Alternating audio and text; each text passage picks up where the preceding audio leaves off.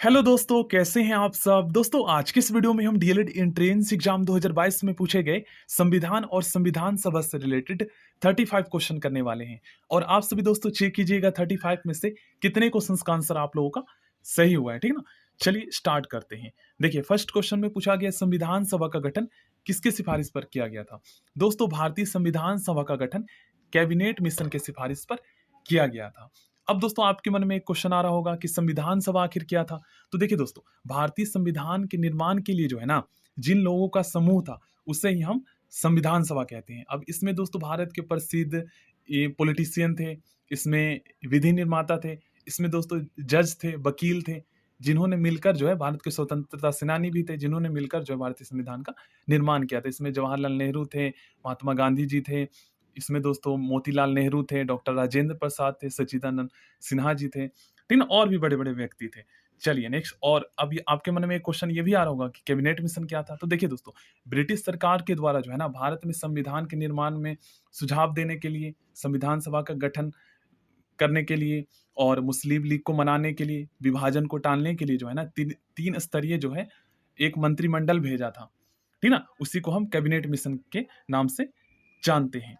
अब यहाँ पर एक क्वेश्चन ये भी बना है कि कैबिनेट मिशन भारत कब आया। तो कैबिनेट मिशन दोस्तों भारत 24 मार्च 1946 को आया था। अब एक क्वेश्चन ये भी पूछा जाता है कि इसके अध्यक्ष कौन थे कैबिनेट मिशन के। तो सर पैंथिक लॉरेंस जो थे इसके अध्यक्ष थे। नेक्स्ट क्वेश्चन, भारतीय संविधान की प्रस्तावना किस देश के संविधान से लिया गया है। तो प्रस्तावना दोस्तों संयुक्त राज्य अमेरिका के संविधान से लिया गया है। प्रस्तावना की भाषा किस देश से लिया गया है। तो प्रस्तावना की भाषा दोस्तों ऑस्ट्रेलिया के संविधान से लिया गया है। झंडा दिवस फ्लैग डे किस तिथि को मनाई जाती है। तो देखिए दोस्तों, संविधान सभा के द्वारा 22 जुलाई 1947 को जो है ना, तिरंगे झंडे को जो है भारत का राष्ट्रीय ध्वज के रूप में अपनाया गया था, स्वीकार किया गया था। उद्देश्य प्रस्ताव को किसने पेश किया था। दोस्तों, उद्देश्य प्रस्ताव को पंडित जवाहरलाल नेहरू जी ने पेश किया था। कब पेश किया था। तो उद्देश्य प्रस्ताव को दोस्तों पंडित जवाहरलाल नेहरू जी ने 13 दिसंबर 1946 को पेश किया था। अब यहाँ पर दोस्तों आप लोग एक चीज ध्यान से समझिएगा। एक क्वेश्चन ये पूछा जाता है कि पंडित जवाहरलाल नेहरू जी ने उद्देश्य प्रस्ताव को कौन से बैठक में पेश किया था, संविधान सभा की कौन सी बैठक में पेश किया था। तो संविधान सभा की तीसरी बैठक में पेश किया था। अब यहाँ पर आप लोग ध्यान से समझिएगा। देखिए दोस्तों, संविधान सभा का गठन कब हुआ था, ये एक क्वेश्चन पूछा जाता है। तो संविधान सभा का गठन दोस्तों 6 दिसंबर 1946 को हुआ था। याद कर लीजिएगा, ये क्वेश्चन पूछा जाता है। 6 दिसंबर 1946 को संविधान सभा का गठन हुआ था। इसके 3 दिन बाद दोस्तों 9 दिसंबर 1946 को संविधान सभा की प्रथम बैठक हुई थी। और इस दिन दोस्तों संविधान सभा के अस्थायी अध्यक्ष डॉक्टर सच्चिदानंद सिन्हा जी को चुना जाता है। ठीक ना, 9 दिसंबर को। उसके बाद दो दिन बाद 11 दिसंबर 1946 को संविधान सभा की जो है दूसरी बैठक होती है। ठीक ना, और इस दिन संविधान सभा के स्थायी अध्यक्ष डॉक्टर राजेंद्र प्रसाद जी को चुना जाता है। ठीक ना, जो कि बाद में जाकर भारत के प्रथम राष्ट्रपति बनते हैं। उसके बाद दोस्तों 2 दिन बाद जो है 11 दिसंबर के 2 दिन बाद 13 दिसंबर को संविधान सभा की तीसरी बैठक होती है। ठीक ना, और इसी दिन पंडित जवाहरलाल नेहरू जी जो है उद्देश्य प्रस्ताव पेश करते हैं। और वही उद्देश्य प्रस्ताव दोस्तों बाद में जाकर भारत की प्रस्तावना के रूप में प्रवर्तित हो जाता है। ठीक ना, इसमें यही जिक्र किया गया था कि भारत जो है एक समाजवादी देश होगा, धर्मनिरपेक्ष देश होगा, लोकतांत्रिक होगा। ठीक ना। चलिए नेक्स्ट क्वेश्चन करते हैं। संविधान सभा की प्रथम बैठक आपको याद हो गया होगा 9 दिसंबर 1946 को। संविधान दिवस किस तिथि को मनाई जाती है। तो जिस दिन दोस्तों भारतीय संविधान अपनाया गया था, उस दिन स्वीकार किया गया था, उस दिन जो है मनाई जाती है। तो 26 नवंबर 1949 को अपनाया गया था, लागू तो 26 जनवरी को किया गया था। तो यहाँ पर कंफ्यूज नहीं होना है, जिस दिन अपनाया गया था उसी दिन हम मनाते हैं। ठीक ना। चलिए नेक्स्ट क्वेश्चन करते हैं। मूल संविधान किस भाषा में लिखी गई थी। तो मूल संविधान दोस्तों अंग्रेजी भाषा में लिखी गई थी। संविधान सभा का प्रारूप किसने तैयार किया था। तो प्रारूप दोस्तों BN राव जी ने तैयार किया था। और प्रारूप समिति के अध्यक्ष कौन थे अगर ये पूछा जाए तो डॉक्टर VR अम्बेडकर जी। चलिए नेक्स्ट क्वेश्चन करते हैं। संविधान सभा द्वारा भारतीय संविधान को कब अंगीकृत किया गया, ठीक ना, कब स्वीकार किया गया, अपनाया गया। 26 नवंबर 1949 को। कैबिनेट मिशन के अध्यक्ष कौन थे। तो कैबिनेट मिशन के अध्यक्ष दोस्तों पैंथिक लॉरेंस थे। ठीक ना, इसमें आप सभी जानते हैं 3 स्तरीय मंत्रिमंडल था, तो 3 व्यक्ति थे इसमें। पहला पैंथिक लॉरेंस जो अध्यक्ष थे, उसके बाद सर स्टेफोर्ड क्रिप्स थे, उसके बाद AB अलेक्जेंडर थे। ठीक ना, 3 व्यक्ति थे। संविधान सभा में महिलाओं की सदस्य संख्या कितनी थी। तो 15 थी महिलाएं, ठीक ना। कैबिनेट मिशन के तहत संविधान सभा में सीटों की संख्या कितनी निश्चित की गई थी? दोस्तों 389 निश्चित की गई थी, ठीक ना। पाकिस्तान के लिए पृथक संविधान सभा कब गठित की गई थी? 26 जुलाई 1947 को, ठीक ना, क्योंकि मुस्लिम लीग ने दोस्तों संविधान सभा का बैठक का बहिष्कार किया था, ठीक ना। इन्होंने अपने लिए अलग जो है संविधान सभा की मांग की थी। नेक्स्ट क्वेश्चन करते हैं, संविधान सभा चुनाव में मुस्लिम लीग को कितनी सीटें प्राप्त हुई थी? तो इसका सही आंसर होगा 73 सीटें, ठीक ना। संविधान सभा चुनाव में कौन सी देशी रियासत के प्रतिनिधि ने भाग नहीं लिया था? तो इसका सही आंसर होगा हैदराबाद, ठीक ना। और हैदराबाद के जो शासक थे दोस्तों, उसे हम निजाम कहते थे और ये भारतीय संघ में शामिल नहीं होना चाहता था, ठीक ना। तो इसके लिए दोस्तों एक ऑपरेशन चलाया गया था जिसे ऑपरेशन पोलो के नाम से जानते हैं। संविधान सभा का गठन कब किया गया? दोस्तों संविधान सभा का गठन 6 दिसंबर 1946 को किया गया था, ठीक है ना। चलिए नेक्स्ट क्वेश्चन करते हैं, झंडा समिति के अध्यक्ष कौन थे? डॉक्टर राजेंद्र प्रसाद। और राजेंद्र प्रसाद जी को दोस्तों देश रत्न के नाम से भी जाना जाता है। संविधान सभा की प्रथम बैठक में कितने सदस्यों ने भाग लिया था? 207 सदस्यों ने भाग लिया था।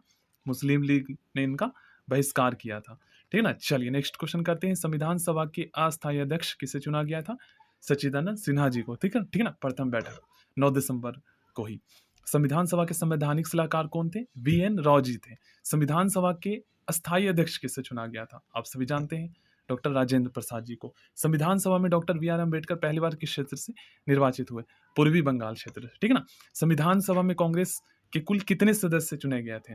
तो कांग्रेस के कुल 208 सदस्य चुने गए थे, ठीक है ना। यहाँ पर आप लोग देख सकते हैं। चलिए next question, doctor BR Ambedkar ने भारतीय संविधान की आत्मा किसे कहा? देखिए ये जरूर आप लोग याद कर लीजिएगा, बहुत ही इंपॉर्टेंट क्वेश्चन है।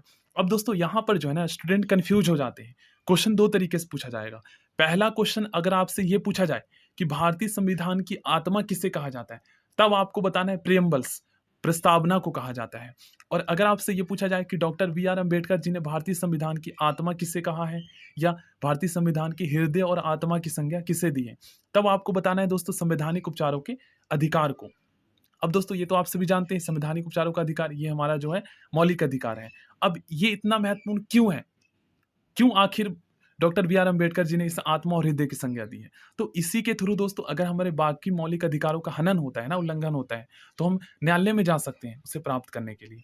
और इसके अंतर्गत दोस्तों जो हमारा संविधान है ना, ये न्यायालयों को ये शक्ति प्रदान किया है। जैसे संवैधानिक उपचारों के अधिकार के अंतर्गत दोस्तों न्यायालय जो है ना 5-6 प्रकार की रीट जारी करता है, जैसे अधिकार परीक्षा, उत्प्रेषण रीट, परमादेश, आदेश, बंदी प्रत्यक्षीकरण। अब बंदी प्रत्यक्षीकरण में क्या होता है दोस्तों, जैसे किसी व्यक्ति को गिरफ्तार कर लिया गया है, तो भारतीय संविधान न्यायालय को यह शक्ति प्रदान करता है कि उस व्यक्ति की गिरफ्तारी को चेक करे, मतलब कि लीगल तरीके से गिरफ्तार किया गया है, इलीगल तरीके से।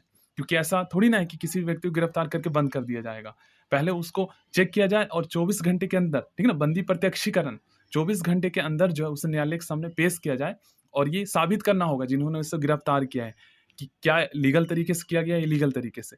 अगर उससे अवैधानिक तरीके से गिरफ्तार किया गया तो फिर उसे छोड़ना होगा, ठीक ना। तो यही तो हमारा मौलिक अधिकार है जो कि हमें ये शक्ति प्रदान करता है।